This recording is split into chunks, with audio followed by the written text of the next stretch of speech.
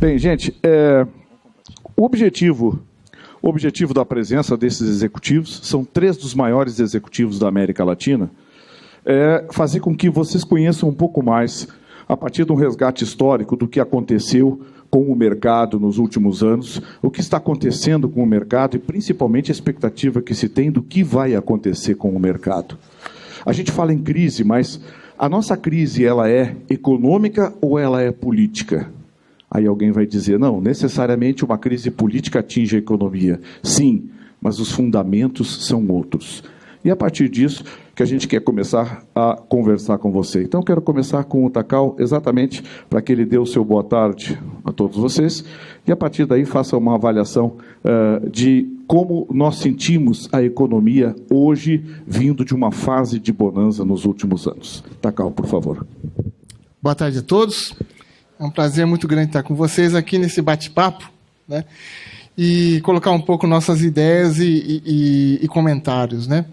De fato, assim, eu penso que a questão da economia hoje é resultado de vários fatores. Se formos concentrar um pouco mais no setor da música, instrumentos musicais e parte de áudio, eu acho que é uma combinação de vários fatores que levam a situação que enfrentamos hoje, né? Existem fatores do governo, de fato, né, isso é inegável. Existem fatores externos, né, o fator China, por exemplo, né, a gente já vem de uma crise mundial desde a quebra do Lehman Brothers, né, ainda a economia recente, esse baque tremendo, né, e também no setor da música, né, enfrentamos mudanças muito grandes, assim como o setor fonográfico enfrentou, assim como o setor da fotografia enfrentou com a entrada do digital. Então, a música também, o setor de instrumentos musicais também passa por isso. E eu digo mais, acho que a grande maioria daqui dos presentes são lojistas, né? Passamos também por uma mudança muito grande no setor do varejo, né? Que, eu diria assim, que o grande impacto, né, não só no setor de instrumentos musicais, é o e-commerce, né? E parece que tudo juntou, né? Mas é preciso a gente não colocar tudo no mesmo saco, né? A gente vai destrinchar tudo isso a partir de agora, abordando exatamente tópicos para que vocês possam fazer uma avaliação e depois, evidentemente, façam suas perguntas a esses 3 executivos. Rodrigo, essa economia que nós vivemos hoje é consequência de uma bonança que nos trouxe, digamos assim, alguns descuidos, ou você acha que essa perspectiva precisa ser encarada sobre uma outra ótica, ou seja, as dificuldades que enfrentamos hoje têm um caráter muito mais político do que técnico? Bom, em primeiro lugar, boa tarde a todos. É um prazer estar aqui na frente dessa audiência seleta aqui, na tua companhia, Gustavo, e dos nossos colegas debatedores. E sim, concordo com tudo que o Takao mencionou. E a minha visão é que tem um histórico por trás disso. E basicamente nós estamos sofrendo, do ponto de vista de macroeconomia, de um problema de gestão. Gestão do governo, em primeiro lugar, que ainda não chegou num nível de profissionalismo e eficiência que um país complexo como o Brasil, um mercado complexo como o nosso mercado, exige. E, por outro lado, uma crise de gestão todas as empresas que trabalham no Brasil para fazer frente a esse cenário de crise de gestão genérico, que vem principalmente do governo, e que, de alguma forma, tem que ser confrontado no dia a dia das nossas empresas. Dentro disso, tem vários fatores que agregam complexidade, né? A questão da evolução da tecnologia, eu acho que é um tema de fundo muito importante. A questão de nós termos, né, exposição ao mercado global, coisa que não acontecia até 20 anos atrás. Se a gente pensar numa perspectiva histórica, isso é relativamente recente. E o Brasil ainda está aprendendo como trabalhar essa exposição com o mundo. Porque hoje qualquer produto pode entrar no Brasil, mas ao mesmo tempo temos alíquotas altíssimas, temos algumas barreiras técnicas também. Então isso cria um ambiente de uma complexidade dificilmente encontrada em outro país do mundo. Isso exige uma competência muito grande, coisa que eu acredito que todos nós estamos aprendendo a lidar ainda. Tá certo. O Vladimir, que mercado é esse que nós temos hoje em relação ao mercado de 5 anos atrás, onde se tinha um dólar equilibrado, com um valor relativamente acessível para as operações internacionais? E o que aconteceu nesses últimos 5 anos que nos coloca hoje numa situação, digamos assim, complicada, que exige, como o Rodrigo falou, exige uma gestão mais depurada. Boa tarde a todos. É muito bom estar aqui com vocês, né? Essa turma aqui qualificada que está aqui falando, e também ter a presença dessa turma qualificada aí. Eu não quero ser repetitivo, nós vivemos uma crise, né, uma dificuldade institucional, política, até legal, né, político-legal, econômica e setorial. Mas eu gostaria de destacar uma coisa que para mim é um fundamento básico. Tem uma coisa que em qualquer sociedade, em qualquer economia, que é a base de tudo, que é uma coisa chamada confiança. A confiança é o fundamento básico das relações humanas. Vocês mesmos, nós todos, quando vivemos em sociedade, nós temos uma tendência a nos associarmos com pessoas que nós confiamos. Tá? As empresas querem funcionários, colaboradores, fornecedores e clientes em que elas confiam. A confiança é a base de tudo. E hoje nós temos uma crise gravíssima de confiança. Que investidor vai querer trazer dinheiro para o Brasil de fora quando o governo anuncia um orçamento prevendo 30 bilhões de déficit? Em que investidor vai trazer dinheiro do Brasil quando uma variação cambial acontece num período de um ano de quase 80%? Então nós estamos com uma crise gravíssima de confiança. O Brasil é um país extraordinário, de um potencial incrível, uma das mais complexas, mais completas, mais ricas e mais pujantes economias do mundo, que, partilho da opinião de vocês, tem um problema grave de gestão. E não me parece que nós vamos conseguir resolver essa questão de gestão no curto prazo. Mas eu tenho sim uma confiança de que nós temos caminhos a seguir. E o que nos fez ser diferentes de 5 anos para hoje? É isso. Há 5 anos atrás, os investidores, as pessoas, os consumidores confiavam, compravam, investiam. Hoje não. Bem, eu vou manter alterando a ordem das perguntas, até para que todos tenham a preferência, começando agora nessa próxima questão, levantando para o Rodrigo, e na sequência, a primeira questão vai ser para o Vladimir. Então, Rodrigo, o Takal falou em tecnologia. Essa tecnologia está trazendo mudanças significativas no mercado. Não apenas nos produtos, mas principalmente na relação consumidor, varejista, importador, fabricante. Queria que você falasse um pouco dessa relação, dessa evolução tecnológica, que é brutal, que é uma progressão absolutamente geométrica, que funciona como uma avalanche dentro da casa da gente. E, inevitavelmente, também no nosso segmento de áudio instrumentos. Esse é um tema extremamente atual.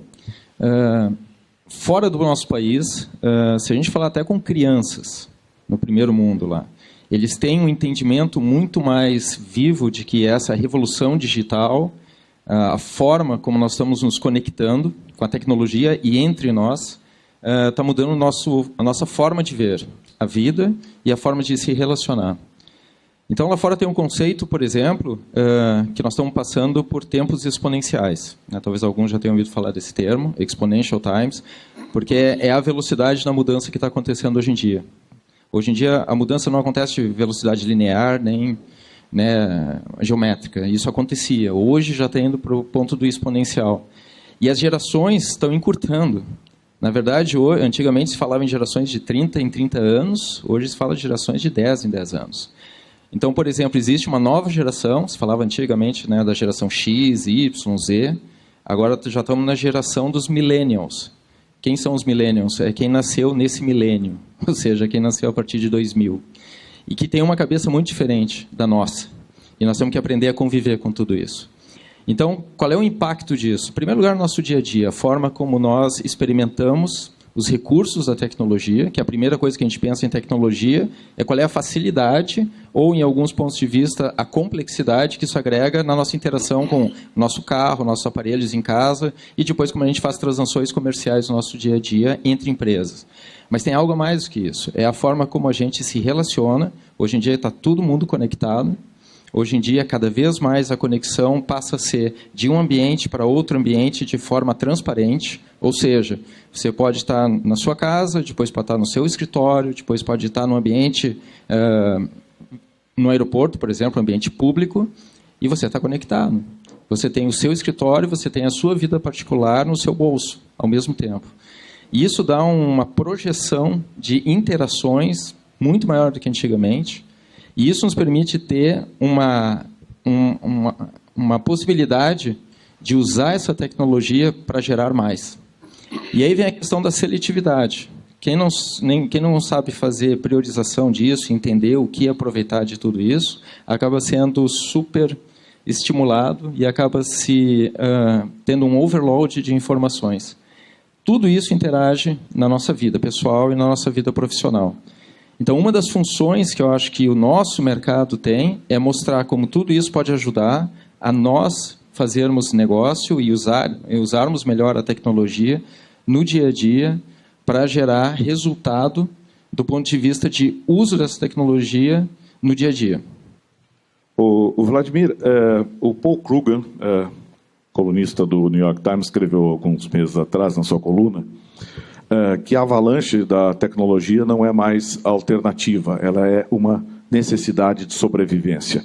E deu como exemplo o avanço dessa tecnologia, citando os 4 computadores da nave Apollo, que levou o homem à Lua, que somados têm uma capacidade inferior à de um modesto laptop que nós compramos hoje por R$1.000 em loja de eletroeletrônicos em qualquer esquina de qualquer capital brasileira.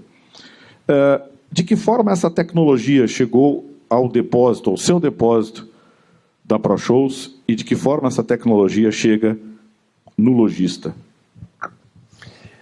Hoje as empresas que querem ser competitivas, elas obrigatoriamente precisam ter um grau de informatização e de automação do seu processo inteiro. Tá?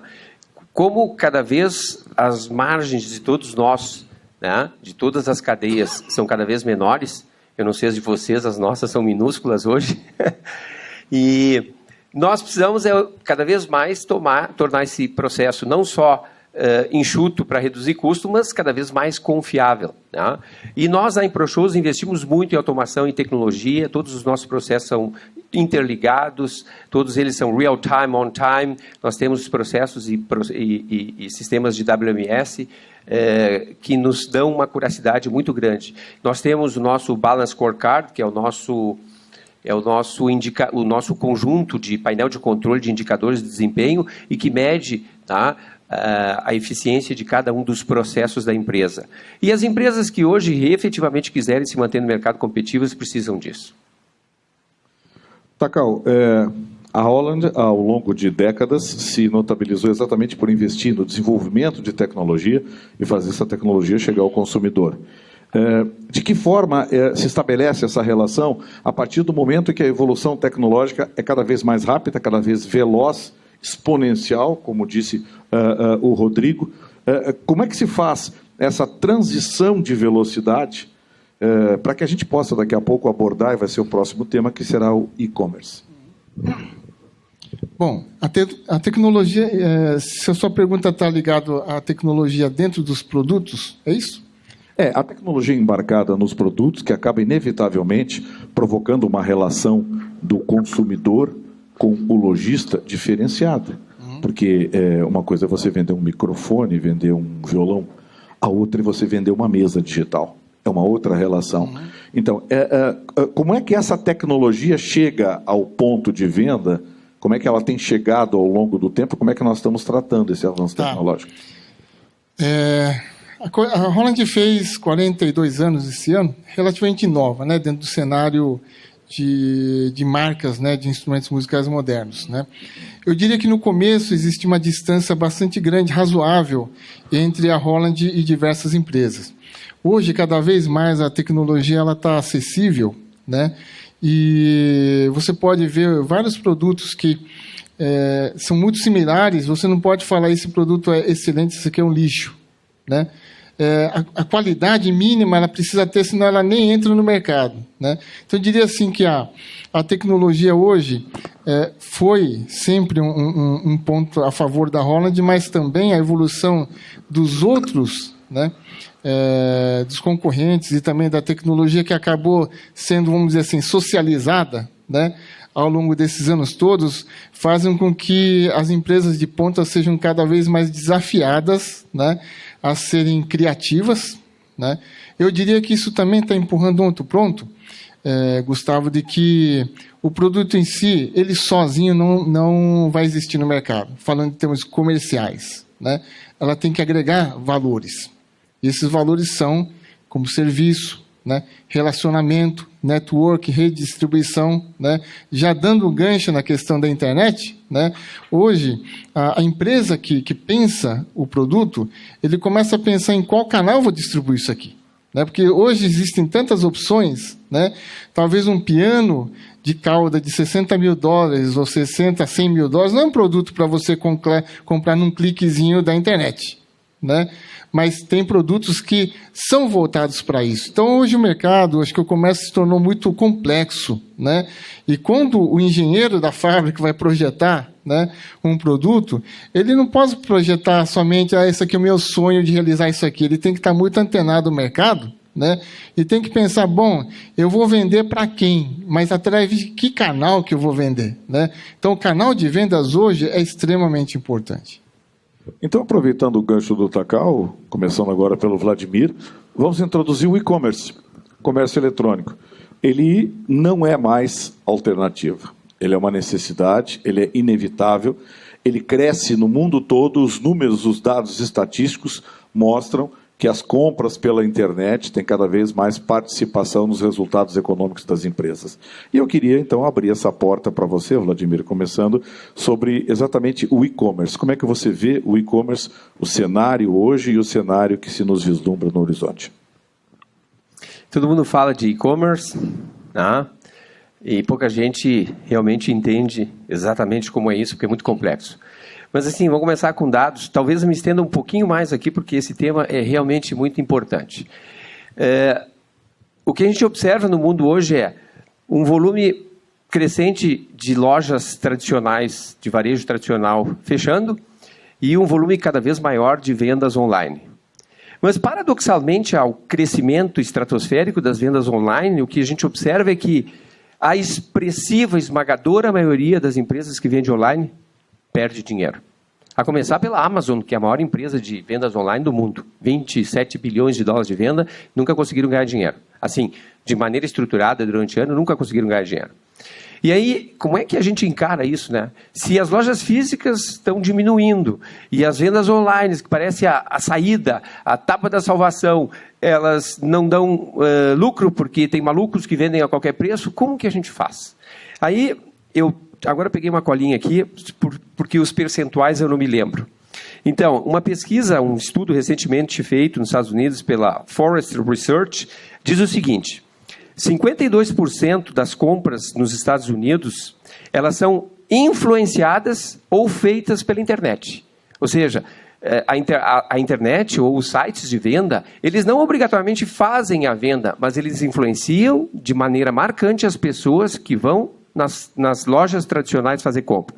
E olha só que interessante, 57% dos compradores entre 18 e 24 anos, olha só, 57% dos compradores entre 18 e 24 anos, eles rotineiramente pesquisam qualquer produto antes de comprar.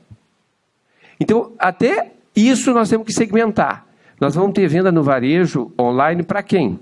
Para que tipo de segmento e para qual a faixa etária? Porque não é igual para todo mundo, o approach é diferente. Depois, 41% dos que dizem que compram na internet, segundo esse estudo da Forrester Research, 41% dizem que compram na internet porque lá os preços são mais baratos. Agora, quem tem loja diz assim, estamos fritos, vamos tudo fechar as lojas. Não, senhores, olha só, preste atenção, que interessante esse dado. Se nós somarmos, né, as pessoas que dizem, neste estudo, estar dispostas a comprar nas lojas tradicionais, elas dizem o seguinte: 71% das pessoas que são parte desse estudo, 71% dizem o seguinte: elas estão dispostas a comprar nas lojas tradicionais e pagar entre 1% e 10% a mais nos Estados Unidos, que é uma realidade diferente do Brasil. A gente sabe que o overpricing no Brasil é maior. Entre 1% e 10% estão dispostas a pagar mais, por quê? Porque elas querem ter a interatividade, elas querem ter a experiência física e elas querem ter, acima de tudo, um atendimento técnico que elas não conseguem encontrar na intimidade na internet. Então, tem saída para as lojas físicas, apesar dessa devastadora avanço das vendas pela internet? Tem sim. Não vou entrar, talvez a gente aborde isso melhor, não quero me estender mais, mas é muito complexo. Então, hoje 96% dos lojistas brasileiros, 96%, pesquisa feita pela ProShows, nós contratamos uma empresa de pesquisa, 96% das empresas não têm um site de vendas. E os 4% que têm site de vendas, a expressiva maioria tem um site deficiente e que não funciona ou não está atualizado. Então, nós estamos longe disso ainda.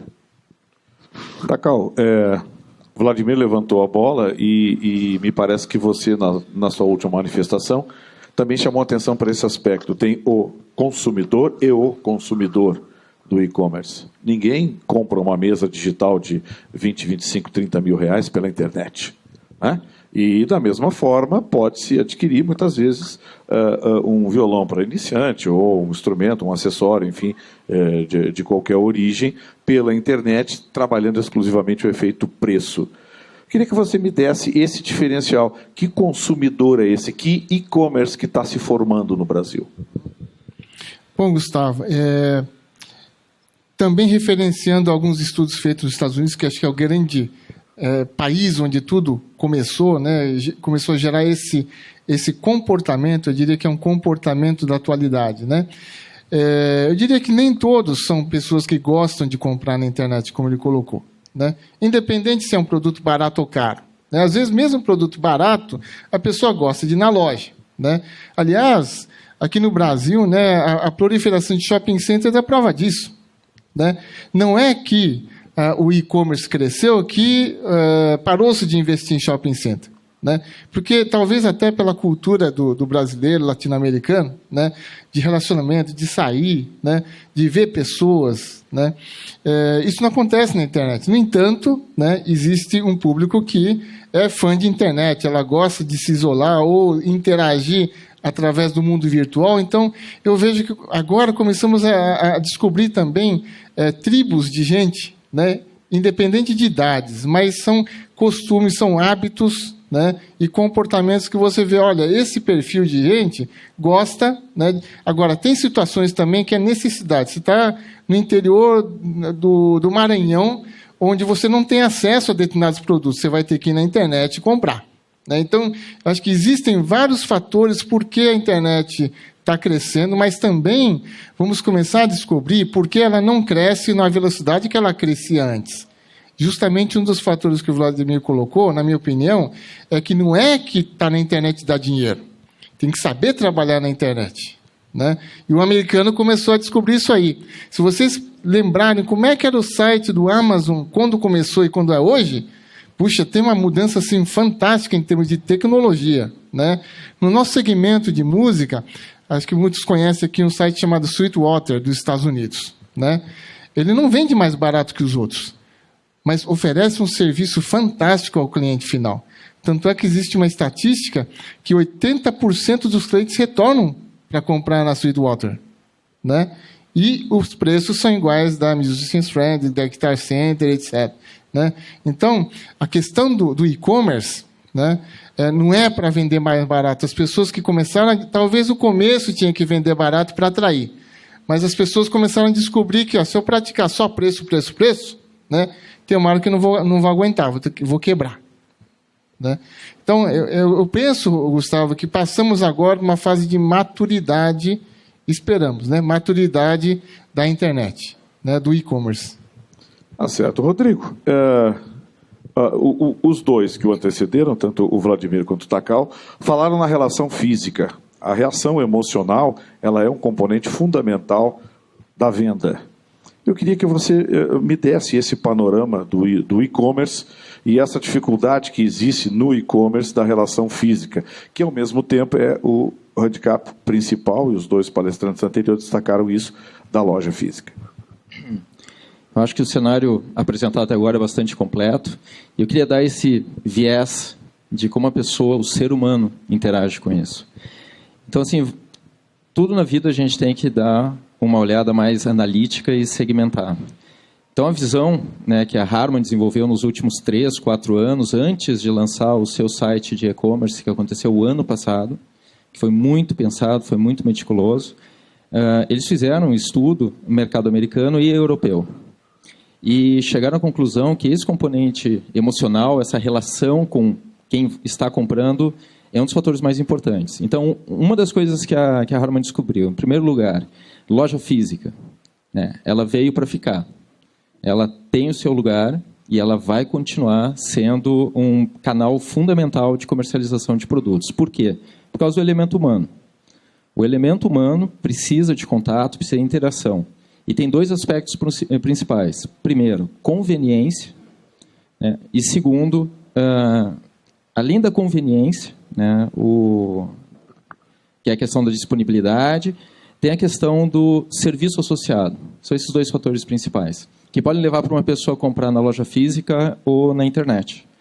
Então, exemplificando isso, uma estatística feita, pesquisa própria da Harman, né, que bate com os números aqui que o Vladimir colocou, que são números mais públicos, né, mas uma pesquisa especificamente segmentada para o nosso mercado, que é o áudio profissional, chegaram à conclusão que em torno de 75% das pessoas olham na internet, pelo menos fazem um Google, antes de comprar um produto.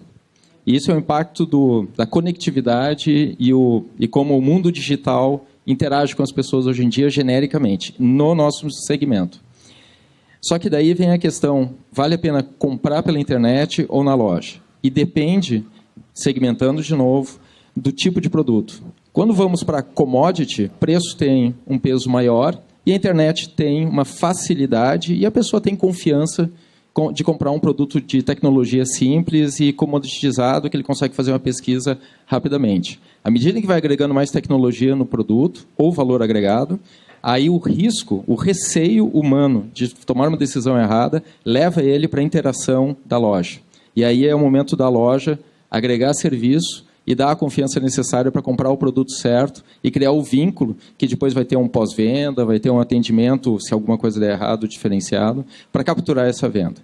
Então, esses 2 canais acabam sendo complementares dependendo da complexidade, da sofisticação e do valor agregado do produto que está sendo vendido. O componente humano é fundamental nisso, porque como seres humanos a gente quer ter confiança, né, das decisões que a gente está tomando. E a pesquisa via internet, a relação com a loja física é o balanço entre tomar uma decisão através de uma ou outra. Takao, então pegando desse gancho que o Rodrigo deixou, vamos estabelecer as principais armas, então, da loja física para o enfrentamento ao comércio virtual, porque me parece que as armas do comércio virtual nós já conhecemos, e uma delas foi inclusive contestada pelo Vladimir, da lenda do preço menor, o que o Vladimir disse, não sei se eu estou certo, não é verdade, porque a loja física permite negociação, a loja virtual não permite negociação. E eu queria que você, então, abordasse esse tema que eu quero também passar para os outros 2 palestrantes, que é, quais são os principais fatores a serem levados em consideração pela loja física hoje para o enfrentamento ao comércio virtual? Porque, inevitavelmente, esse choque passa a fazer parte do mercado a partir de agora. Claro. Deixa eu contextualizar para o mercado brasileiro, tá, Gustavo? Porque eu acho que o e-commerce no Brasil é diferente do contexto de e-commerce na Europa, nos Estados Unidos, Japão, etc. Né? No Brasil, eu ainda vejo um potencial muito grande de retenção do cliente na loja física, né? Justamente pelo fator humano. Eu vivo em São Paulo, né? Moro em São Paulo, e aqui, particularmente, a nossa vida é muito corrida, e até assim, na vizinhança a gente é muito impessoal, né? Mas, se a gente sai um pouco dos grandes centros, do agito, né? A gente vê que o relacionamento humano é muito mais próximo, mais existente, né? E nisso que eu começo a perceber, né, por que a gente mora na vizinhança e prefere ir naquela padaria, né, e não vai no Carrefour comprar pãozinho, né?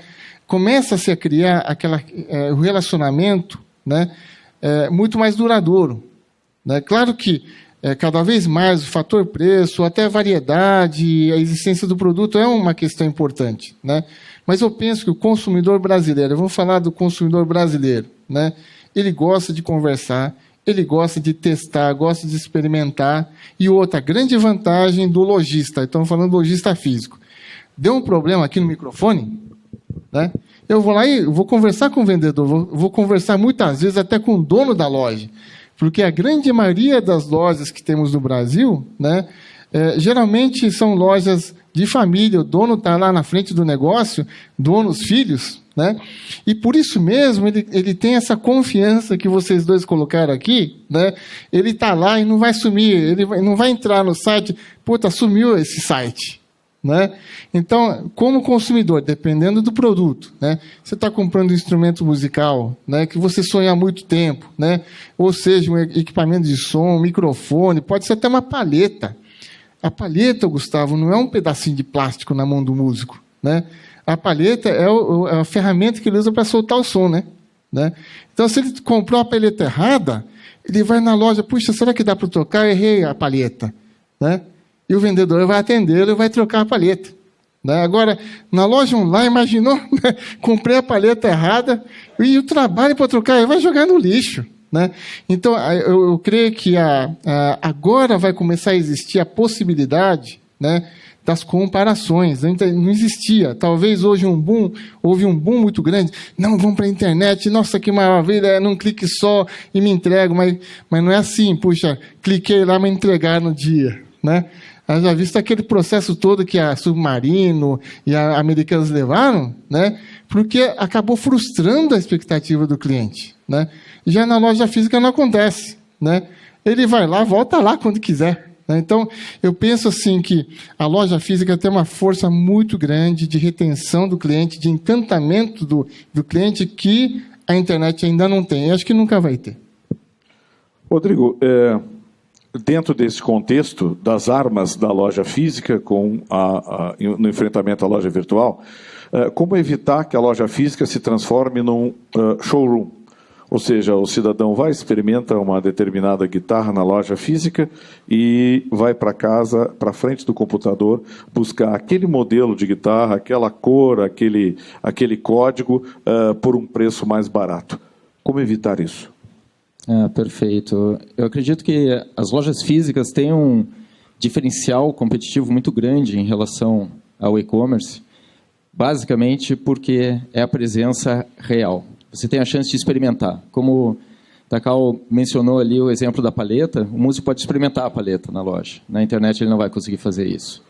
Mesmo em mercados, né, evoluídos, a ponto de, por exemplo, nos Estados Unidos, você compra alguma coisa, tem um período de alguns dias, você não gostou, você volta, devolve e pega o dinheiro de volta.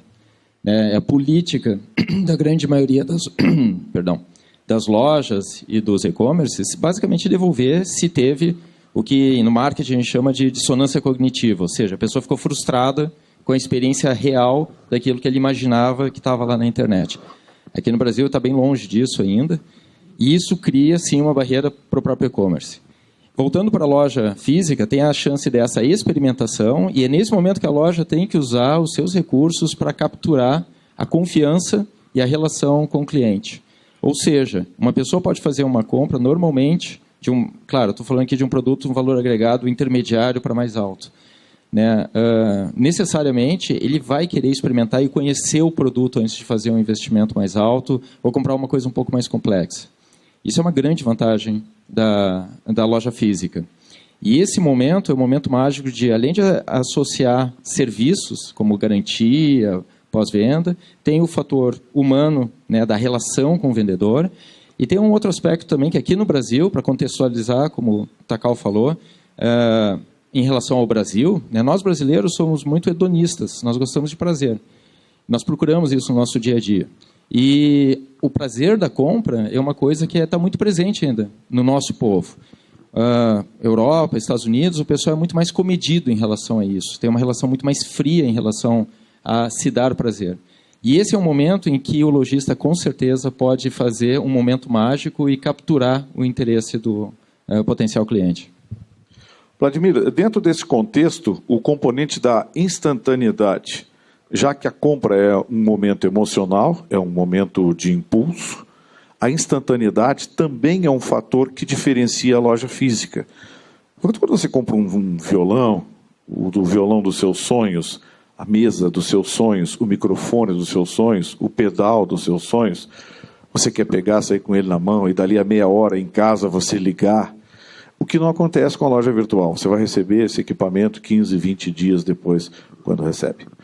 Então, eu quero levantar essa questão para você.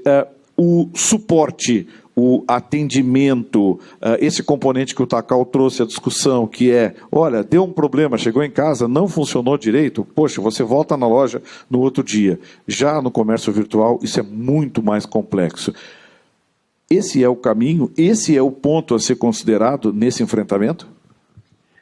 Boa pergunta. Deixa eu começar por dizer, eu tenho 3 filhos, né, jovens, e o meu filho mais novo tem 20 anos, ele não compra nada fisicamente e ele espera essas coisas que vêm da China, coisinhas de $5, ele espera 2 meses para chegar. Eu não sei como eles vendem um negócio que chega aqui por $2 com frete incluído, mas ele espera 2 meses. Então, eu começo a resposta pelo fim. Depende do produto. Eu acho que foi dito uma coisa que o Rodrigo falou, depende, o mercado é muito segmentado e a gente tem que ter a inteligência de compreender essa segmentação.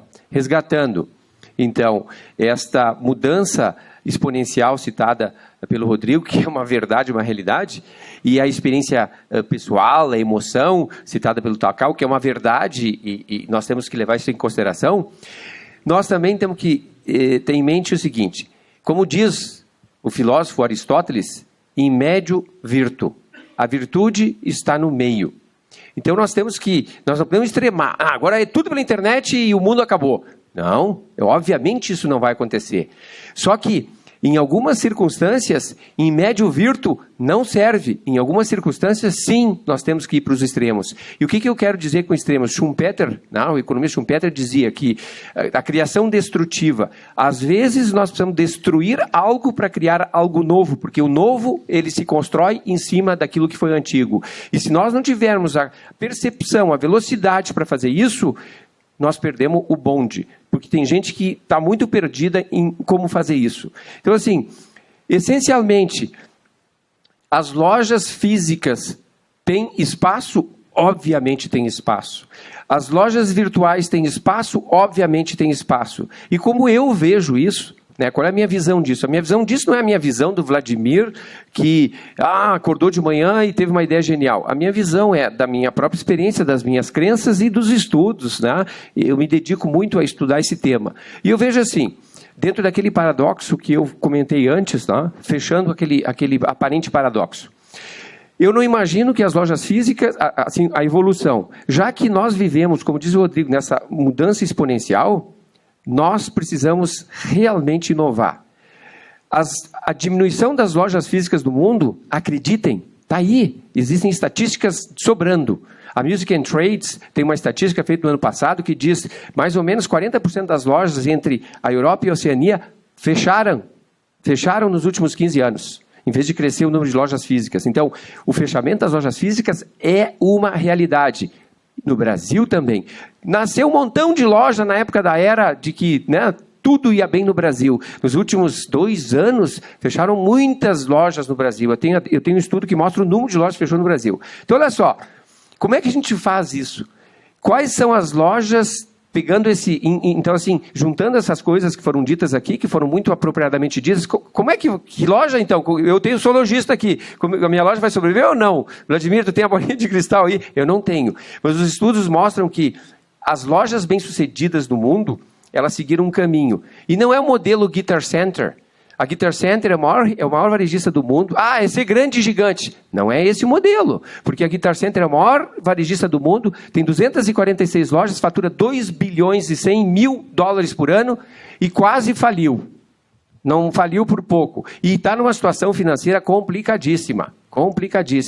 Então, assim, agora é só vender pela internet. A Thomann, da Alemanha, maior varejista do nosso segmento em mercado, no comércio virtual, $680 milhões de faturamento no ano passado, diminuíram 12% as vendas do ano passado. Eu tive com Hans Thomann, conheço ele, me relaciono com ele recentemente, e ele disse para mim, olha, o negócio está difícil, cara, eu vou ter que recriar tudo, porque está muito difícil ganhar dinheiro. Então, assim, as lojas físicas que se deram bem e que continuaram, são as lojas físicas que entenderam 3 conceitos básicos importantes. Primeiro, precisa focar.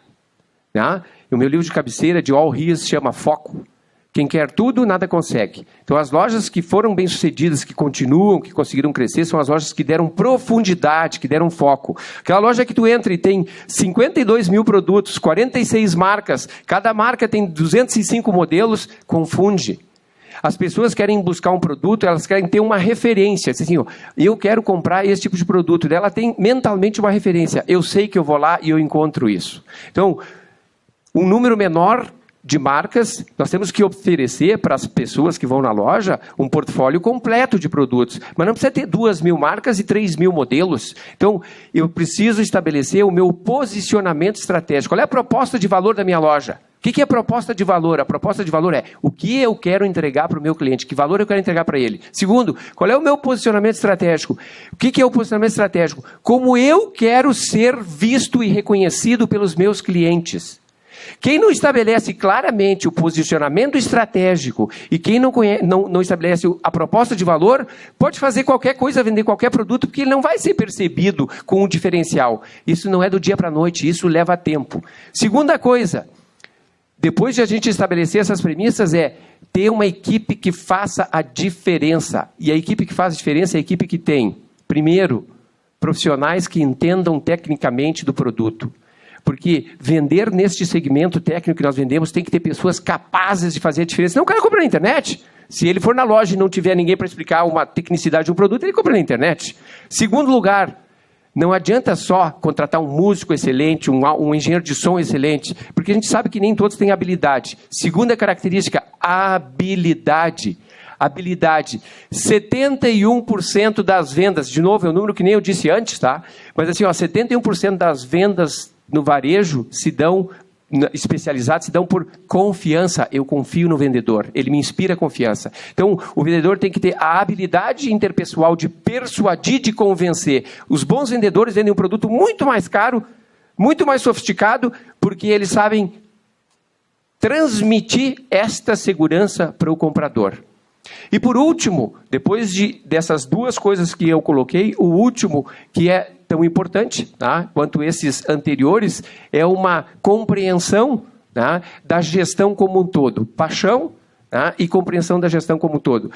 As lojas precisam implementar sistemas de gestão que sejam sistemas de gestão modernos, sistemas de gestão profissionalizados, principalmente no que se relaciona à competência de fluxo de caixa. Que se sobrar tempo a gente fala depois. Certamente. Por favor, eu peço que levante a mão quem quer colocar alguma questão, por favor. Boa tarde para todos. Boa tarde. Quem quiser responder dos 3. Questão de primeiro eu peço que você se identifique, por favor. Diego, somos de Minas Gerais, somos de Minas Gerais. Perfeito. Estamos em 6 aqui. Seja bem-vindo, obrigado pela presença. Questão de sonegação. A gente tem visto os estados, cada um trabalhando com imposto diferenciado. Principalmente o Goiás, a gente tem visto alguns lojistas vendendo com preços bem abaixo. Principalmente questão do mercado livre. Até mesmo vendendo mais baixo do que os distribuidores. Porque compraram com um dólar baixo, como o dólar subiu, compraram um estoque legal, hoje estão vendendo até mais barato que os distribuidores. O que vocês têm a falar sobre isso? Vocês têm alguma proposta para ajudar? O que seria? Quer levantar a questão? Então, os 3 ficam à vontade para responder, embora deixar bem claro, esse é um problema de ordem fiscal e legal, e que dificilmente acredito que executivos possam resolver topicamente. Mas, enfim, você quer se manifestar? Por favor, Rodrigo. Só queria separar 2 assuntos que eu acho que são muito atuais, né, que você mencionou. Um deles, sim, a elisão fiscal, que não paga imposto, e a solução Tacal já deu, aqui em cadeia, né, ou seja, o governo acho que cada vez mais está tentando arrecadar dinheiro e como consequência disso, né, botar a ilegalidade na cadeia, e não o contrário. Mas está valendo, pelo menos estão fazendo algum esforço. E segundo lugar, a briga de tarifas, né, de taxações entre os estados. Isso é um problema de gestão, de novo. O governo ainda não está gerindo bem o seu próprio país.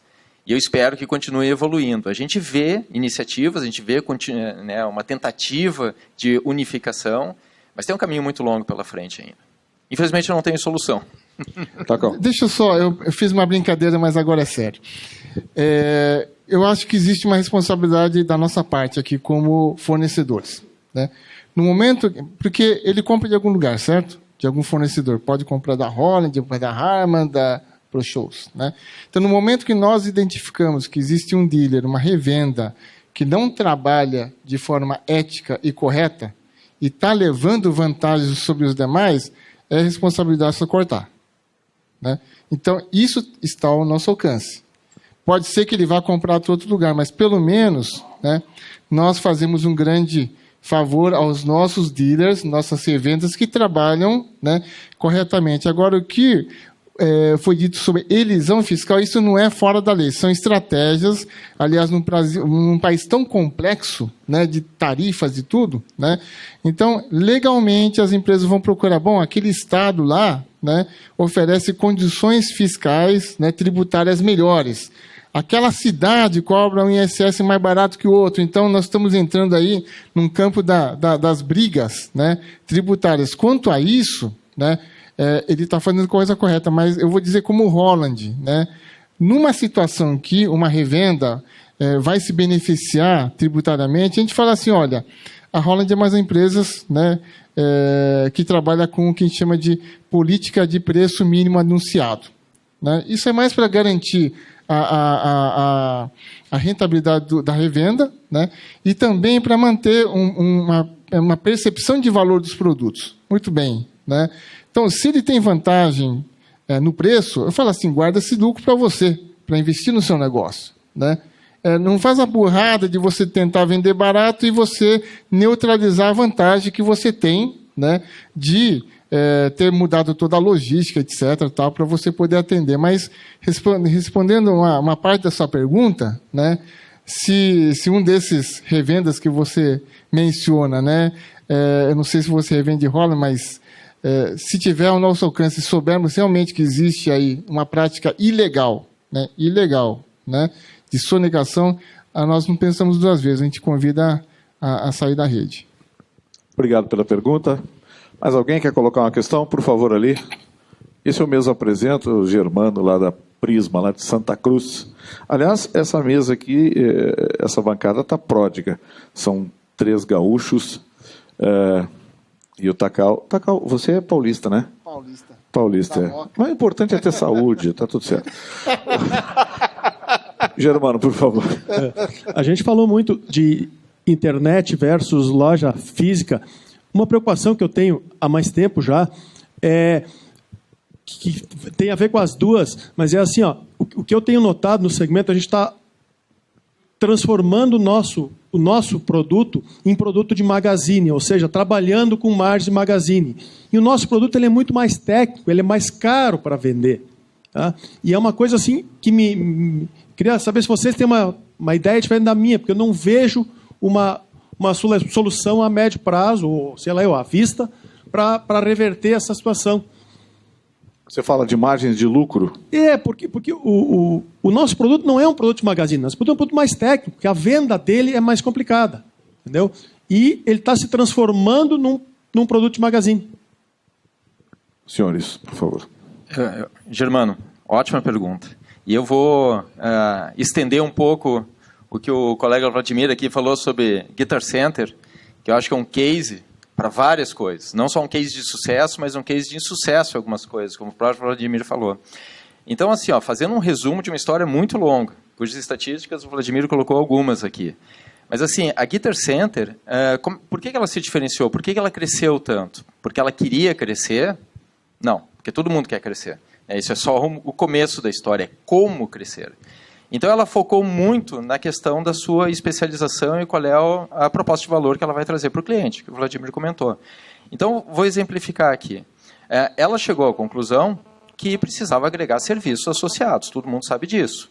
A dúvida é que serviços associar. Então, na verdade, ela trouxe aqueles 2 conceitos iniciais que eu tinha trazido, que a internet traz, mas a loja física também pode trazer.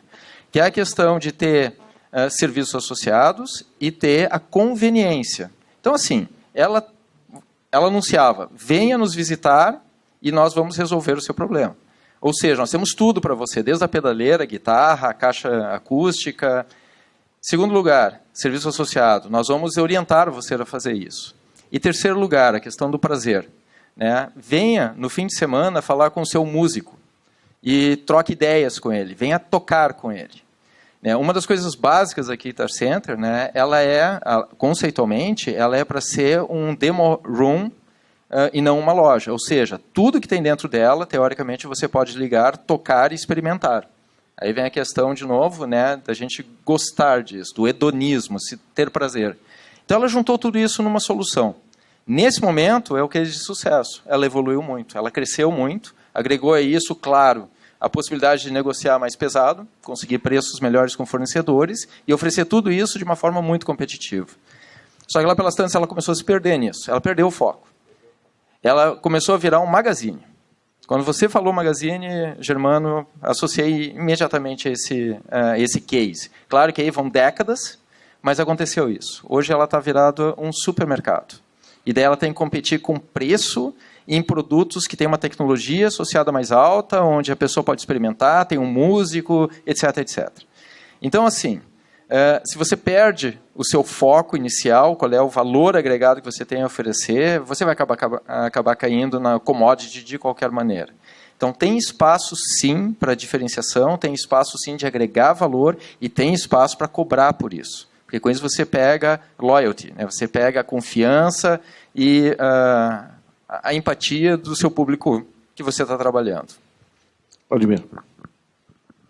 Germano, o Sêneca, né, famoso filósofo Sêneca, dizia, se você não sabe para onde quer ir, qualquer caminho serve. Tá? Então, eu acho que a primeira... Eu não tenho uma resposta mágica para isso, porque a tua pergunta é muito complexa e deve ser a dúvida de todo mundo aqui. Mas não basta... Olha só isso. Não basta nós nos adaptarmos às mudanças. Se nós não nos adaptarmos às mudanças, nós seremos expelidos, porque nós vivemos num mundo hoje que é um mundo de disruptura.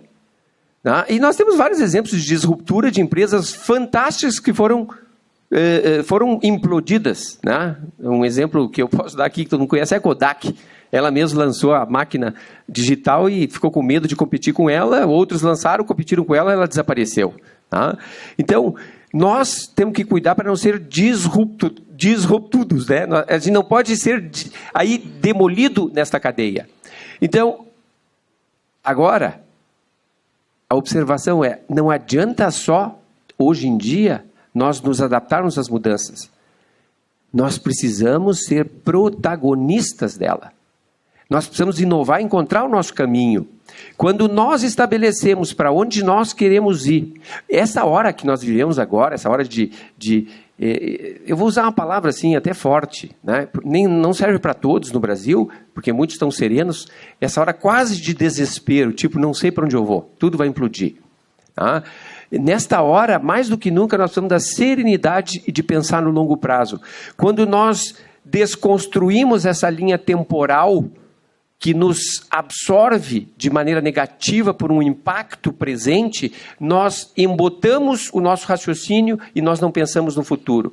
Então, eu acho que nós, os empresários, os líderes, tá, nós precisamos desmontar esta linha de temporalidade e não deixar com que nós tomemos decisões todas pensando só no hoje, no agora. Porque se nós queremos ter longo prazo, a gente precisa estabelecer diretrizes e estratégias de longo prazo. Então, assim, quais são as diretrizes, quais são as estratégias, quais são as segmentações e as diferenciações que nós vamos estabelecer para o nosso negócio para o futuro? Estabelecido isso, nós temos que alinhar as nossas ações. Não vai ser num dia, num mês e em 6 meses que a gente vai conseguir isso. Mas só a clareza de aonde nós queremos ir, o alinhamento das estratégias e das ações, de verdade, os investimentos nisso vão poder nos levar lá. Takao, o tema é seu. Eu acho que eu pesquei aonde que o Germano quer chegar. E a pergunta dele tem o que nós chamamos em jornalismo de casca de banana, que é o seguinte, não é lojista, o varejista, que está torrando o produto. Ele está, por sobrevivência, baixando o preço. E por que ele questionou a vocês? Porque o importador, o distribuidor, o fabricante, ele inevitavelmente tem escalas de preços diferentes. E o Germano precisa competir comprando 30 peças de um determinado produto com alguém que compra 400. É isso que você quis chegar, né, Germano? Takao. Bom, novamente... Vocês combinaram isso, né? A gente ensaiou isso. Era casca de banana para vocês. O fator preço, novamente, eu digo que é um dos pontos críticos da internet, né? E, de fato, quem provoca a queda de preço, na verdade, é quem vende. Né? É o fornecedor que provoca isso. Uma vez, eu perguntei assim, eu não lembro quem que era, mas falei, como é que a Apple consegue, né, manter o preço tão igual nas lojas? Sabe qual que é a resposta? É margem tão pequena, né, que a pessoa não vale a pena tirar a margem. Né? Eu falei, nossa, mas é uma coisa interessante. Claro que não é só isso, é aliado à procura, à demanda, tudo mais. Né? Mas não se tem uma margem absurda no iPhone, não se tem uma margem absurda nos computadores. Né? Eu já ouvi isso, que dá mais lucro, né? É menos lucrativo você vender iPhone que um iPin desse aqui. Pois é, iPin, né? Então, assim, a lógica de todos vocês, bom, se tal empresa, né, vende barato, porque o fornecedor dá desconto. Não é essa a lógica? Ou será que ele está tirando do bolso porque ele... Né? Então, primeiro ponto existe uma necessidade da nossa parte, importadores, fabricantes que seja, né, ajustarmos, né, a demanda, o fornecimento à demanda. Essa é uma responsabilidade nossa. Nós somos que nem o Banco Central, né? Se a gente fabrica dinheiro e coloca no mercado, isso gera, né, inflação. Mas nós temos que lembrar também que a gente vem numa economia que meio que a velocidade, né, de 300 por hora. E, de repente, a gente foi obrigado a brecar. Então, a gente, como fabricante, né, temos uma programação, né? Nós reportamos para a matriz. Né? Então, eu faço programações de compra de 6 meses de antecedência. Como é que eu vou brecar um navio no meio do caminho, joga o container no mar, porque eu não vou pegar isso aí, não. Né? Então, assim, existe toda uma mecânica na parte do comércio, né, que leva-se tempo para ajustar. E aí nós passamos realmente por uma fase de um grande crescimento, a euforia do BRICS, né, dos países emergentes. Então, todo mundo viu no Brasil, olha, a classe média, a classe baixa está consumindo, é aqui que temos que crescer. E todo mundo viu isso ao mesmo tempo, isso que foi o problema. Né? Se um tivesse visto, outro não, mas aí tivemos uma avalanche de fornecedores, de marcas, né, e de produtos. Eu assumi a Holland, você lembra, né, Gustavo, em 2005, o meu antecessor, que foi meu irmão, né, ele é bastante sistemático e bastante comedido. Né? Quando eu assumi, a Holland tinha 66 produtos na grade. 66. No primeiro ano que eu assumi, já trouxe 200. Né? Bom, sozinho já incrementei o mix. Aí depois veio o nosso concorrente principal, colocou mais produtos e assim por diante, né? Porque o mercado mostrou que iria absorver tudo isso. Ao mesmo tempo, se vocês lembram, o BRICS só subiu, os países emergentes só subiram porque os tradicionais começaram a cair, não é? E aí sim, nós vivemos um momento, pode ser chamado até de bolha, né, de consumo, mas agora nós estamos entrando numa fase de ajustes. Né? Eu falo pela Holland, olha, eu tenho que fazer um orçamento do ano que vem, né? Eu vou medir, será que eu vou trazer isso aqui? Né? Não, acho que eu vou ter que trazer menos isso aqui porque o mercado mudou. Né? O dólar está a 4, está a 3,90, então tem que ajustar. Eu acredito que todo mundo aqui está fazendo. Né? Ninguém está dobrando as importações para o ano que vem, né? A não ser que está acreditando em algum milagre de ser brasileiro, mas, de qualquer forma, nós passamos por uma fase de adaptação. Isso é muito importante a gente considerar. E essa a fase que gera essas distorções, né, de preço que foi comprado lá embaixo, agora outro que comprou alto. Vamos passar ainda por uma certa turbulência de preços. Isso é uma verdade inevitável. Assim como o Germano compete com a loja da outra esquina, Vocês competem entre si por um segmento que é único em vários equipamentos. Alguém mais tem alguma questão, por favor? Meu nome é Wellington e eu represento a empresa Shop Music de Minas Gerais. Seja bem-vindo. Olha, bastante mineiros aqui. Sejam bem-vindos. Eu acho que nós poderíamos passar a tarde toda aqui fazendo pergunta para vocês. Mas eu vou perguntar uma aqui que para mim não ficou claro quando o senhor pergunta ao senhor Rodrigo sobre a questão das lojas físicas estarem se tornando o showroom para alguns sites.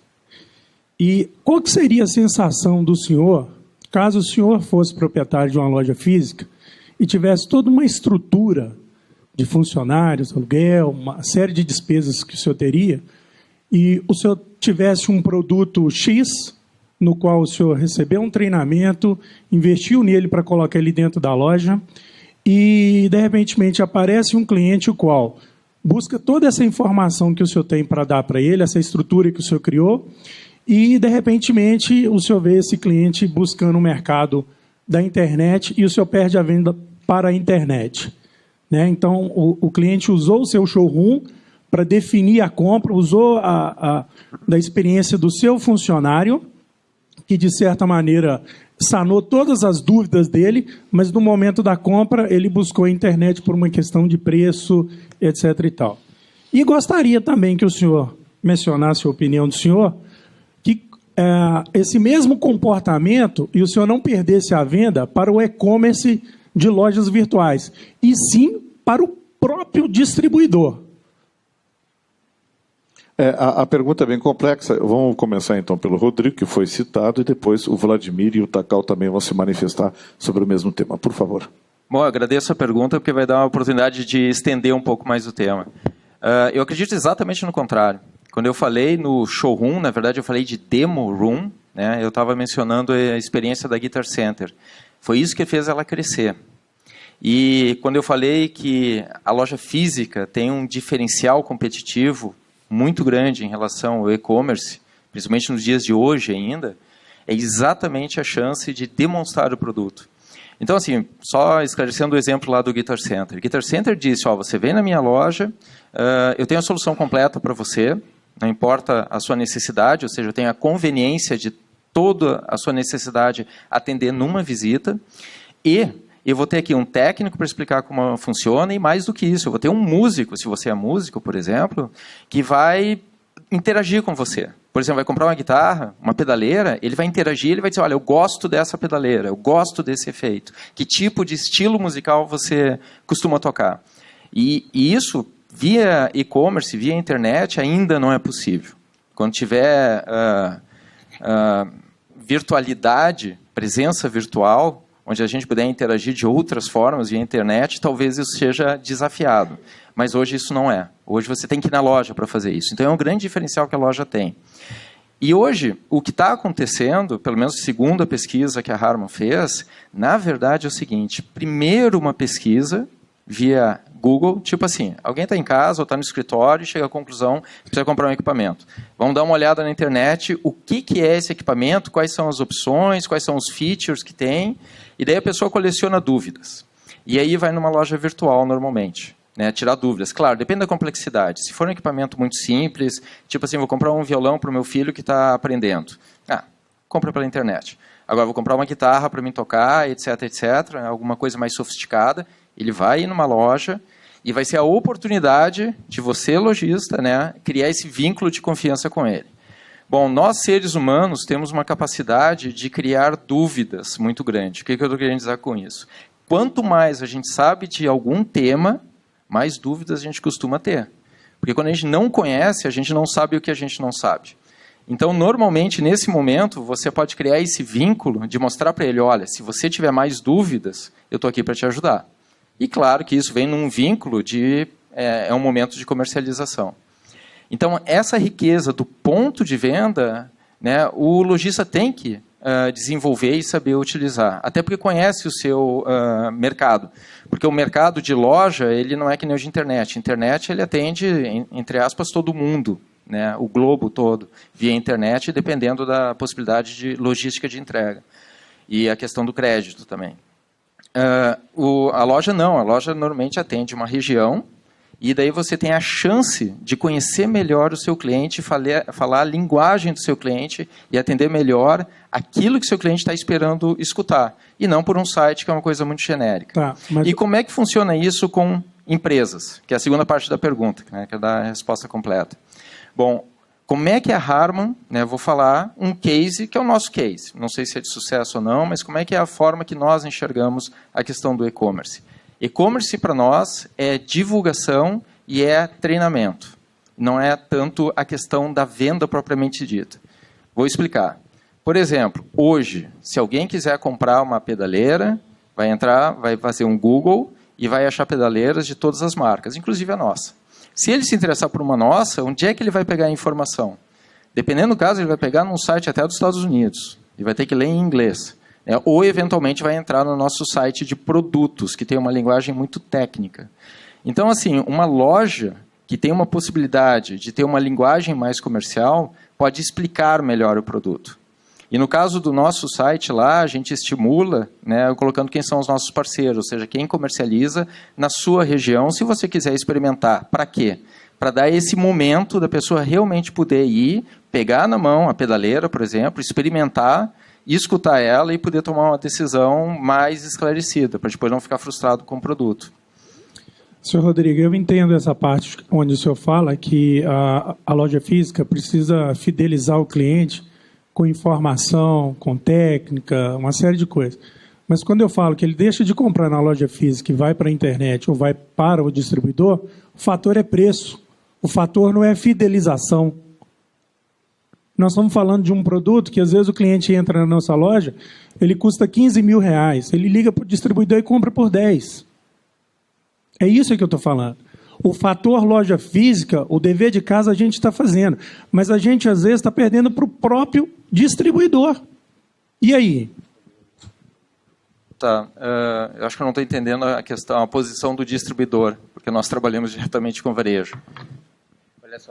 Olha só, deixa eu dividir aqui em duas partes essa questão, tá? A primeira é a seguinte, ó. Nesse fim de semana, no sábado, eu conversava com um amigo, ele disse assim, fui comprar um carro novo agora, e eu paguei 96 mil pelo carro, o carro que ele tinha, e eu vou comprar um carro agora, o carro está 159, e faz 1 ano e pouco só que eu comprei o carro. É o mesmo carro. Então, hoje, nós vivemos momentos absurdamente atípicos e que são difíceis de se explicar. Eu, por exemplo, hoje tenho produtos, talvez vocês, nas empresas de vocês, na Harman, tem produtos que vocês podem comprar do cliente e revender porque vão ganhar dinheiro. Imaginem só, um país onde o dólar variou quase 80% em 12 meses. Tem clientes que compraram produtos, né, da Harman, da Holland, da ProShows, e tem lá no seu depósito, tem no seu estoque, pedir produtos lá que estão lá 6 meses, 8 meses, 10 meses, 1 ano. Se a gente está dizendo que só o dólar variou quase 80% em 1 ano, obviamente nós vamos encontrar distorções absurdas hoje no varejo. Né? Nós vamos encontrar distorções na internet de preços absurdos. E a segunda coisa, a segunda parte, que foi a primeira parte, muito instigante, muito inteligente a tua colocação, Wellington, e muito atual, e essa teu sentimento é o sentimento de praticamente todo mundo que trabalha no varejo. Será que a minha loja vai se transformar num mero showroom? O cara vem aqui, entra na minha loja e vai comprar na internet? Será que é isso que vai acontecer? Ou seja, se isso acontecer, eu vou pagar toda essa estrutura da minha loja. É como acontece, as pessoas entram na loja, vão lá, visitam tudo na loja, e daí elas vão no Google e compram no Mercado Livre. Ou seja lá num site qualquer de compra. Tá? Então, isso não é justo. Por que eu vou investir, então, na Holland? Por que eu vou investir na Harman? Por que eu vou investir nas marcas da ProShows? Se os caras vêm aqui, olham tudo e vai comprar na internet. Então, assim, como a gente faz para que isso não ocorra? Tá? Então, é aquilo que eu falei antes. Quais são as estratégias de retenção, de confiança, de talento, de convicção, de persuasão que eu vou desenvolver dentro da minha loja para que eu fidelize, mantenha e convença este sujeito a ficar dentro da loja e comprar de mim. Eu não vou aqui, não é o objetivo, não vou aqui vender o peixe, né, da ProShows, mas nós temos uma ferramenta recentemente desenvolvida que pensou nisso. Exatamente nisso, Wellington. E aqueles que estiverem interessados em discutir, podem nos visitar ali no Expo Music, que nós vamos ter o prazer de apresentar isso. É polêmico isso, nós podemos ficar o dia inteiro aqui, né, entre perguntando e respondendo, não tem uma verdade absoluta, é bem difícil isso. Wellington, eu queria ter certeza que tua dúvida foi bem esclarecida. A questão que eu estava comentando, que eu não entendi bem a questão da distribuição, porque é o seguinte, dentro da nossa política, por exemplo, comercial, né, e eu acredito que a grande maioria das empresas tem, indústrias tem, é o seguinte, uma coisa é o distribuidor, outra coisa é o varejo. O consumidor final vai comprar do varejo, não vai comprar do distribuidor. Se tem um distribuidor vendendo a consumidor final, é um problema de gestão de canais. Por favor, sua pergunta. Dentro do contexto de mercado que foi muito bem colocado, eu vou falar uma opinião que eu percebo. Os fornecedores, hoje, são peça-chave para criar a tendência que é o elemento, que é o tema dessa conversa. Tendências de mercado. E foram citadas uma série de coisas, eu não vou me estender na minha pergunta.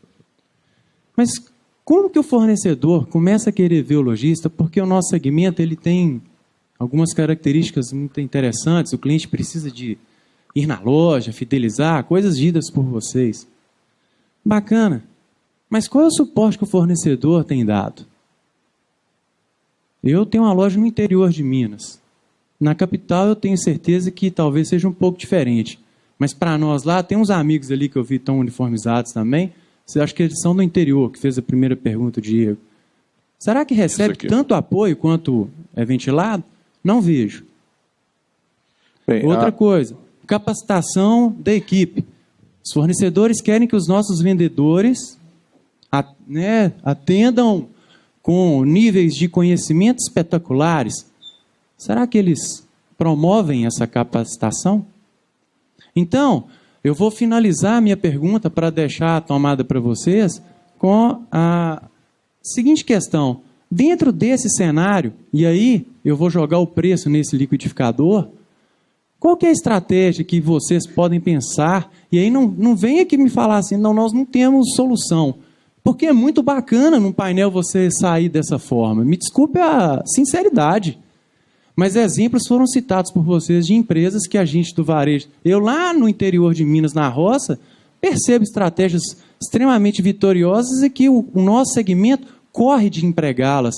Vocês citaram o iPhone. Não consigo visualizar um iPhone sendo vendido por preços diferentes no Mercado Livre. Não consegui até hoje comprar um aparelho da Apple no Mercado Livre mais barato que no site deles. Não consigo. Aí vocês vão dizer, o Apple é um caso único. Não, tem uma série de casos em eletro, uma série de produtos nas quais existe uma baliza de preço que vem do fornecedor. Porque o fornecedor também, aí eu vou dar agora só a minha opinião, me perdoe a extensão, de lojista. O lojista vai começar a entender que nós não somos tão bobos a ponto de ser só showrooming para vocês. Porque tem que investir, tem que pegar o dinheirinho do bolso que vocês não querem que a duplicata atrase, ou eu estou errado aqui? Ninguém quer que a duplicata atrase. Mas, e aí? E a contrapartida? Né? Porque nós estamos sendo hoje meros showroomings. E aí a gente precisa de entender qual é a tendência do mercado na visão dos fornecedores. Por isso que esse painel talvez seja um dos eventos mais importantes dessa Semana da Música aqui em São Paulo. Perdão pela extensão e a sinceridade. Muito obrigado pela sua pergunta.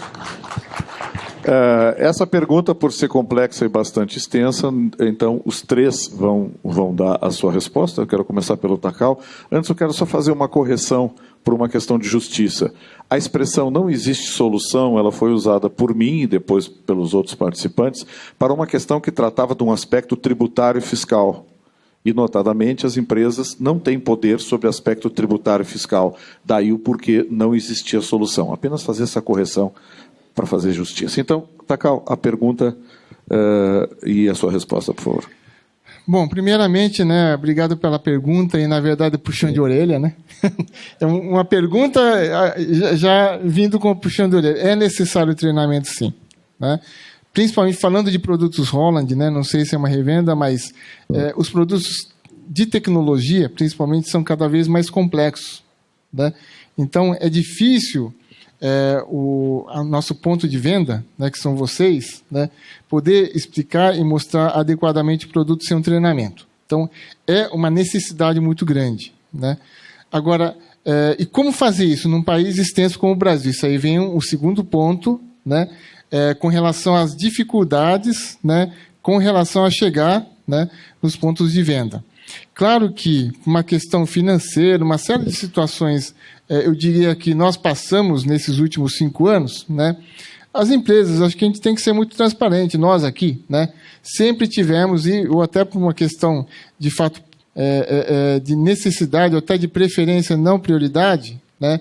Dar atenção para as grandes lojas que compram volume. Isso é fato, né? Então, é verdade que as lojas menores acabam ficando com, pelo menos eu posso falar com sinceridade da nossa parte, mas que a gente vai estar mudando isso. Aí vem a segunda parte. Primeiro, é o reconhecimento que nem todos os lojistas, né, acabam recebendo o mesmo nível de treinamento que teria necessidade. Por outro lado, existe uma realidade no varejo que faz com que o nosso mercado tenha dificuldade, né? Não raras vezes a gente dá o treinamento, daqui a 6 meses o vendedor não está mais lá, né? Porque em vários lugares, né, aí vocês vão ser provas disso, né? A profissão de vendedor de instrumento musical é uma profissão passageira, né? É exercido por um músico que precisa trabalhar durante a noite, durante o dia, toca à noite, né? E se fizer fama, eu vou largar meu emprego e vou embora. Essa é a realidade de muitas que eu conheci, principalmente de grandes centros. Não sei, talvez no interior, né, nas cidades onde existe uma relação muito mais permanente, né, inclusive de trabalho e tudo mais, a coisa, vocês têm funcionários que já estão há 10 anos na empresa, etc. Né? Mas, como fornecedor, nós enfrentamos um problema de rotatividade, né? E a gente não dá conta de atender tantas lojas com essa frequência. Mas o lado bom é que existe hoje, aí entrando na tecnologia, né? Não eu repito, não é a situação ideal, né? Mas a internet, através de vídeos, até mesmo de streaming seria a transmissão ao vivo, interativa, isso pode e vai também melhorar cada vez mais a possibilidade de você poder dar o treinamento, né, para o seu vendedor. Agora, eu coloco uma questão também que, de certa maneira, eu acho que vai contra um pouco o modelo tradicional da loja, onde a loja era o espaço onde você tinha um consultor, né? Vai comprar um instrumento, equipamento, eu tenho que ir na loja de instrumentos musicais, ou na loja de áudio, que é lá que está o cara que conhece as coisas. Hoje em dia, como foi dito aqui, o cara não está na loja, está na internet, está no YouTube, né? No YouTube você vai encontrar tutorial dos equipamentos, né? No YouTube você vai ter artistas ou pessoas fazendo demonstração. Então, o outro desafio bastante grande né, qual que é o percentual dos clientes que vão na loja que realmente esperam ter um atendimento diferenciado com conhecimento? E qual o percentual que vai na loja para praticamente pegar um detalhezinho só? Puxa, eu realmente pesquisei tudo na internet, fui no Google, vi YouTube, vi um monte de coisa, vi entrevistas, etc. Agora, eu preciso tirar uma dúvida, né? Eu preciso ver o produto, pegar, etc. Então, o processo da venda é bastante complexo, a gente não pode generalizar, né? Desde uma palheta, como eu disse, até uma mesa de R$50 mil, ou um instrumento, um piano, né? Mas o fato é que, devido a essa complexidade, antes eu até via assim, antes o nosso negócio, né, de instrumentos musicais era bastante direto, assim. As grandes empresas participam de feiras internacionais, NAMM Show, Frankfurt, é só naquele momento que as pessoas tomavam conhecimento. Então, vamos na feira. É na feira que vou tomar conhecimento, fechar o pedido, né? E aí o cliente, né, para conhecer o produto, tinha que abrir revista, né? Aí a revista era o lugar de você tomar conhecimento do produto, antes da internet. Bom, viu na revista, tinha relação de lojas, onde vende produto, então vou na loja, né? Esse era o caminho direto e durante muitos e muitos anos isso funcionou, né? Agora, muita coisa mudou, né? A fonte de informação não é mais a revista só, né? Não é mais o vendedor especializado, né? A fonte de compra não é só a loja física, você pode comprar através da internet, né? Então, esse tudo faz com que nós temos que repensar o nosso jeito de atender o público, né? E em se tratando de loja física, nós temos que entender como é que é o mecanismo de compra, comportamento de cada região. Aquilo que funciona para São Paulo não vai funcionar em Minas Gerais, talvez, né?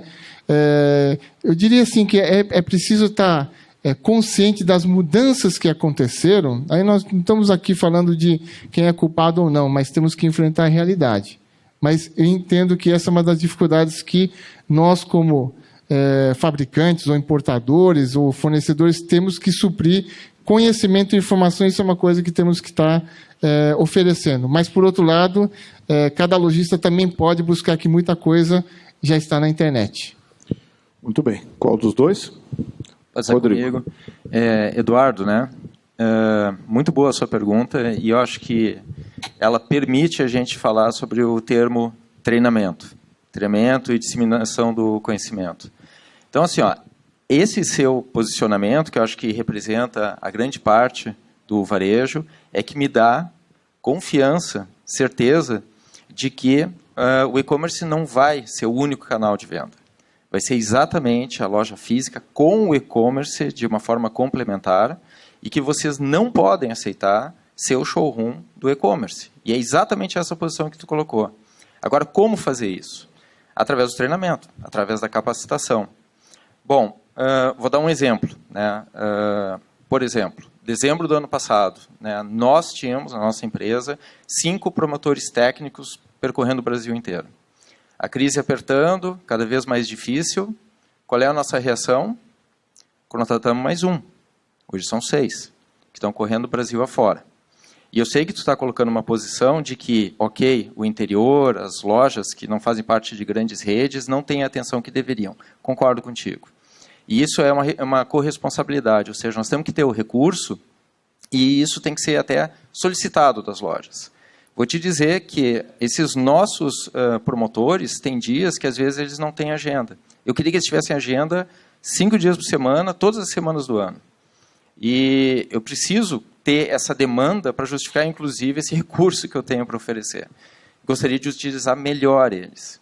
Mas mesmo fazendo isso, eu tenho certeza que não dá para cobrir todo o mercado. Aí entra toda aquela questão que a gente estava falando antes, sobre a questão da tecnologia.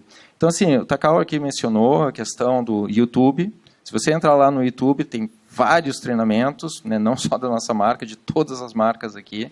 Então, tem isso disponível, sim. E o Vladimir até falou em aplicativo, né, hoje, sem querer fazer propaganda também, mas se você entrar lá e botar JBL, tem um aplicativo que a gente já lançou o ano passado, que é para a parte de alto-falantes, e produtos acabados a gente vai lançar até o final do ano. Ou seja, não terminamos isso ainda, mas é uma preocupação muito grande. Para quê? Exatamente para dar acesso ao treinamento. Só nós queremos fazer isso de uma forma ativa. Concordo plenamente com a posição colocada pelo Takao. É nossa responsabilidade conseguir disponibilizar isso para todos vocês. E isso é uma grande diferencial para o varejo real, loja física. A internet, se vocês entrarem lá na Amazon, eles têm vídeos, eles vinculam com YouTube, eles trazem até os catálogos, você pode baixar catálogos, ou seja, eles evoluíram um monte. Aqui no Brasil ainda não está assim. E mesmo quando chegar lá, não vai ter a capacidade de um ser humano estar passando informação para outro ser humano. Mas tudo baseado no treinamento, de novo, que é a demanda que tu trouxe aqui, Eduardo, e que eu concordo plenamente. Nós temos cada vez disponibilizar mais. E isso, sim, tem solução. Só que a gente precisa compartilhar essa responsabilidade. Vocês têm que buscar, cobrar de nós, e nós temos que disponibilizar o recurso. Queria eu ter justificativa para contratar mais 6 promotores técnicos e ficar correndo o Brasil afora. Hoje eu não consigo enxergar essa demanda. E eu acho que isso é um problema. E a gente pode resolver junto. Então, depois eu quero o teu contato para a gente ver onde é que a gente está falhando. Vladimir. Eduardo, de Minas, povo mineiro, terra boa, boa pergunta. Na verdade, o Eduardo expressou mais uma ansiedade, mais um desabafo, né, que representa o sentimento de todo mundo aqui, tanto é que ele foi aplaudido, e merece o meu aplauso também, porque essa é a angústia de todos vocês, a minha angústia. Eu tenho 24 empresas de quem eu compro, tá? E eu tenho as mesmas angústias que tu na cadeia para trás. Tá? Nós temos, agora o Rodrigo me derrubou, a gente tem 5 consultores, ele contratou mais um só para dizer que tem mais um. Brincadeirinha. Nós temos 5 consultores que fazem esse trabalho também.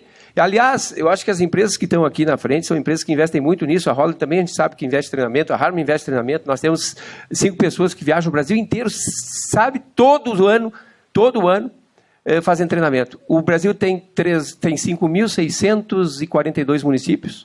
Tá? Nós temos clientes em milhares de municípios. Tá? E, infelizmente, a gente não consegue chegar em todos. Nós temos 2 consultores que só vão nos lugares mais remotos, entendeu? Nós temos a agenda de 2 desses consultores que já está lá em 2016, final de 2016. Porque é muito lugar. Então, são lugares pequenos que não, economicamente tem uma justificativa difícil, mas a gente vai indo. Mas é difícil. Eu entendo a tua angústia, é realmente difícil. Eu moro no interior também, eu sou suburbano, tá? E na minha cidade não tem as coisas que eu gostaria que tivesse. Então, se eu quiser as coisas da capital, eu teria que ir para a capital.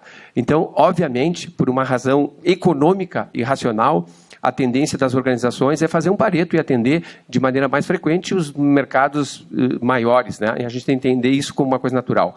Mas também não adianta eu compreendo perfeitamente esse desabafo, mas não adianta nós, né, nesse momento de dificuldade, desabafar só e dizer, puxa vida, o que vocês vão fazer por nós? A gente também tem que perguntar, né? Não quero ser aqui vulgar no comentário, mas assim, o que a gente vai fazer de diferente para nós captar esses clientes e deixar eles aqui dentro. É isso. Bom, gente. Eu tenho certeza, Eduardo. Eu tenho certeza. Mas, assim, é isso que eu disse, é o desafio nosso todo. A gente não é pensar, é o que a gente efetivamente vai fazer. Mais uma vez, obrigado a todos. E eu quero começar, então, pelo presidente da Holland do Brasil, o senhor Takao Shirahata, a quem a gente agradece a presença. 3 minutos para você. Muito obrigado, senhor moderador. Agradeço realmente a oportunidade de estar aqui, porque realmente as coisas acontecem no nível das vendas, né? No nível do lojista, e essa é uma oportunidade fantástica desse contato. Eu diria que, como eu disse, passamos por várias fases da economia do Brasil, né? E muito crescimento que houve, e também várias lojas cresceram ao longo desses anos todos, né? E independente de saber aqui se são lojas grandes ou pequenas, né? Eu falo como fornecedor agora, como marca, né? É chegado o momento de a gente poder conversar com todos os lojistas, né? Sejam menores ou grandes, né? E ouvir, e que cada lojista, mesmo um pedido pequeno, hoje faz importância. Então, eu diria assim que, se em outras épocas, né, por força até de uma necessidade ou das possibilidades, uma coisa é certa, não é por falta de interesse ou respeito, mas das necessidades. Não havíamos estendido a atenção devida, eu falo como Holland, tá? Aos demais, né, uma cadeia maior, é chegado o momento de termos que dar atenção, né, para que o mercado todo possa crescer, né? Isso reflete, inclusive, na política recente da Holland, né? Inicialmente, nós tínhamos uma política de restrição de quantidade de dealers, né? São menos dealers atendendo os produtos, etc. Mas aí o mercado foi crescendo e a gente viu que, né, o Brasil é muito grande, o Brasil é um país de tamanho continental, né? E precisamos expandir. E com isso nós começamos a conhecer melhor o país, começamos a conhecer melhor a rede capilarizada de distribuição, né? Isso é uma nova realidade para nós, né? E essa possibilidade desse contato com o lojista, né? Independente, novamente eu digo assim, pequeno, grande descontos ou não, né? É um ponto de venda importantíssimo, né?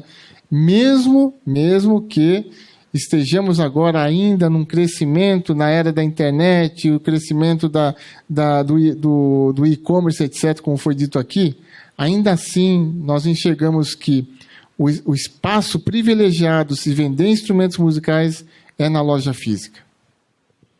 Tá certo. Muito obrigado. Não desanime. Muito obrigado, senhor Takao Shirahata, presidente da Holland do Brasil.